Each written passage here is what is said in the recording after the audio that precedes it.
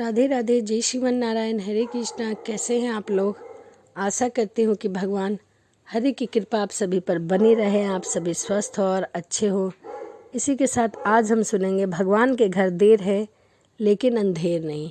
जब भी हम कोई काम करते हैं और उसका फल हमें नहीं मिलता है तो हमें ऐसा लगता है कि हम बेकार ही कर रहे हैं, हमें नहीं करना चाहिए।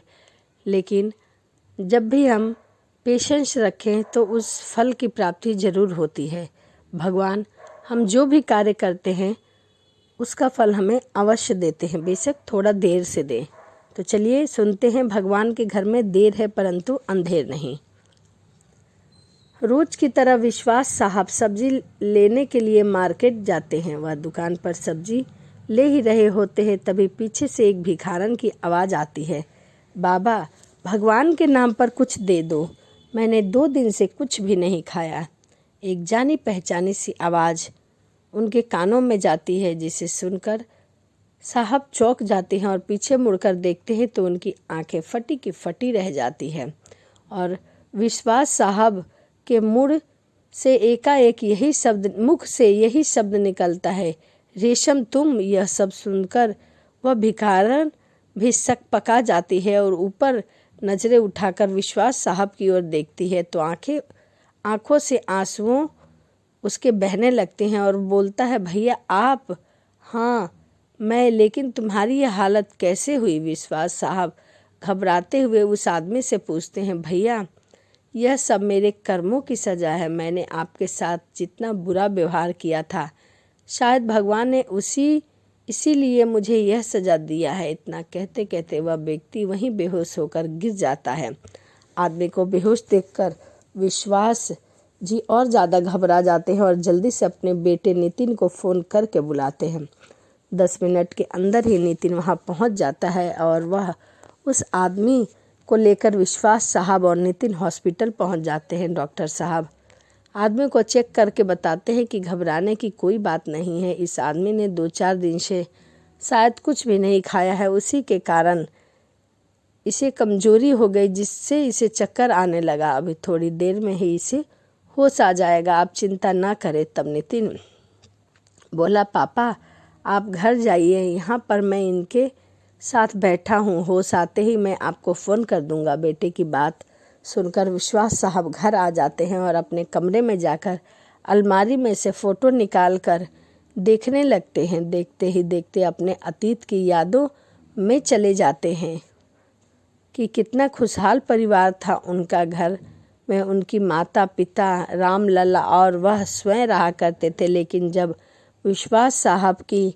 उम्र 7-8 साल की थी तभी उनकी माताजी को कैंसर के कारण उनका देहांत हो गया। विश्वास साहब के पिता रामलाल जी बिल्कुल अकेले पड़ गए थे।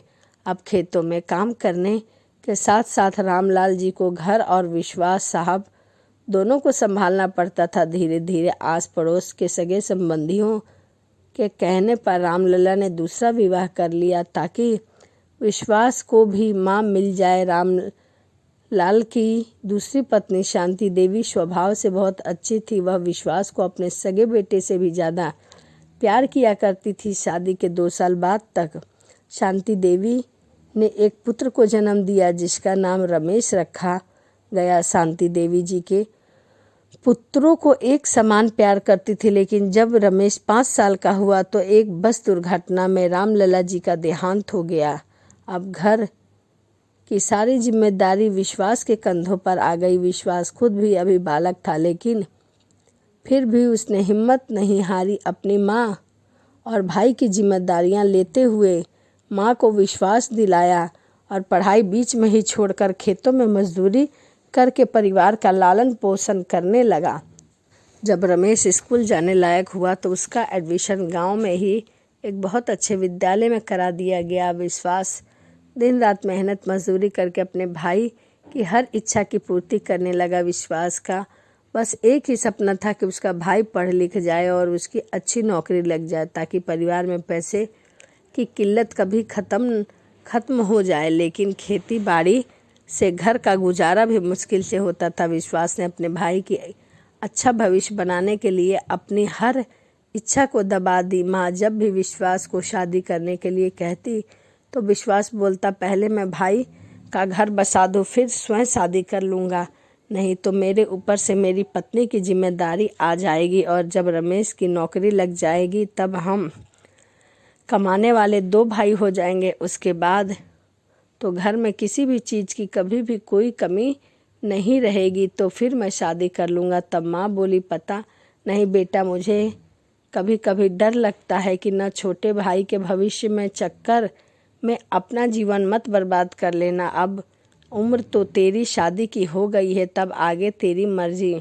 माँ तू भी ना क्या फालतू की बातें सोचती रहती है। बस एक बार रमेश की अच्छी जॉब लग जाए, फिर घर में सब कुछ अच्छा ही अच्छा हो जाएगा। विश्वास साहब हंसते हुए बोले। धीरे धीरे समय बीतता गया और रमेश की स्कूल की पढ़ाई पूरी हो गई। अब उसे आगे की पढ़ाई जारी करने के लिए शहर भेजना था, इसीलिए विश्वास ने अपने खेत और दोनों साहूकार के यहाँ गिरवी रखकर और साहूकार से पैसे लेकर रमेश का एडमिशन शहर के बहुत बड़े कॉलेज में करा दिया गया। अब वहीं पास ही के एक हॉस्टल में उसके रहने और खाने की व्यवस्था कर दी गई। रमेश अब शहर में रहकर पढ़ने लगा और विश्वास मजदूरी करने लगा।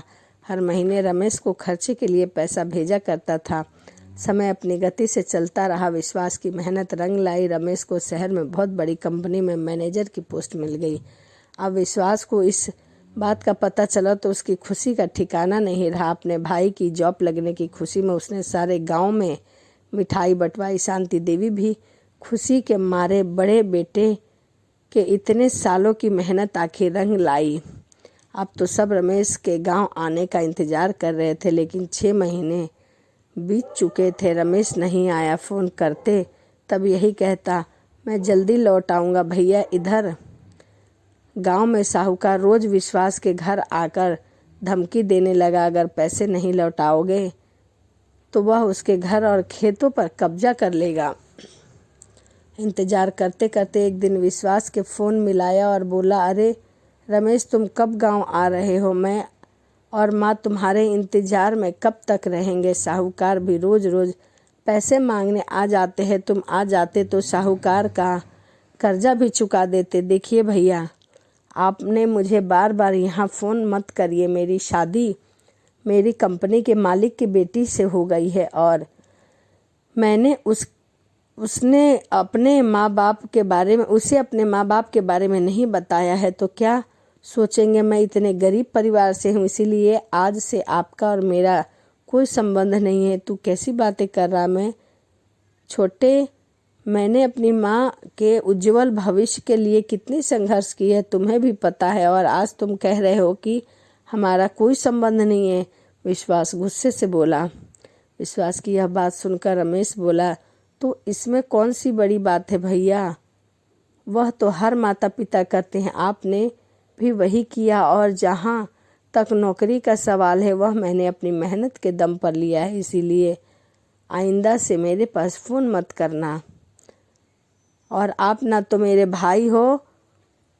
यह कहते हुए रमेश ने बिना सुने ही फ़ोन काट दिया। भाई की बात सुनकर विश्वास के तो पैरों तले से ज़मीन खिसक गए। वह सोचने लगा कि जिस भाई के सुनहरे भविष्य की खातिर मैंने घर और खेत गिरवी रख दिया, आज तक मैंने शादी तक नहीं की, आज उसी भाई ने इतना बड़ा धोखा दे दिया। बेचारी बूढ़ी माँ को जब पता चला तो उसने तो खटिया ही पकड़ लिया और कुछ दिन में वह अपने बेटे का इंतज़ार करती करती चल दी, लेकिन बेटा नहीं आया। अब तो विश्वास बिल्कुल अकेला पड़ गया था।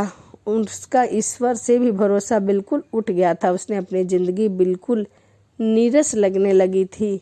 वह कुछ दिनों में साहूकार के उनके घर और खेतों पर भी उन्होंने कब्जा कर लिया, और विश्वास ने जब वृद्ध आश्रम में आकर रहने लगे, लेकिन वृद्ध आश्रम में वह ना तो किसी से बात करते और ना ही किसी के पास बैठा करते थे, बस उधर साइड में रहा करते थे। बस दिन भर एकांत में बैठे रहते तो कोसते रहते। अब इनका ईश्वर से विश्वास उठ गया है। भाई के धोखे ने उनको अंदर से झकझोर दिया था, पर कहते मैं ईश्वर के घर देर है अंधेर नहीं। उस अनाथ आलय आश्रम में मैनेजर उनको रोज़ देखता था और एक दिन उसके पास आकर बोला, अंकल जी, आप बुरा ना मानो तो मैं आपको पिताजी बोल सकता हूँ? मैं आपको अपने घर ले जाना चाहता हूँ। मैनेजर की यह बात सुनकर विश्वास साहब चौंक पड़े और बोले, बेटा, बच्चे तो माँ बाप को बोझ बनाकर अनाथ आश्रम छोड़ जाते हैं, लेकिन तुम मुझे अपने घर क्यों लेकर जाना चाहते हो? तब वह मैनेजर बोला, मैंने अपने माता पिता को बचपन में ही खो दिया था।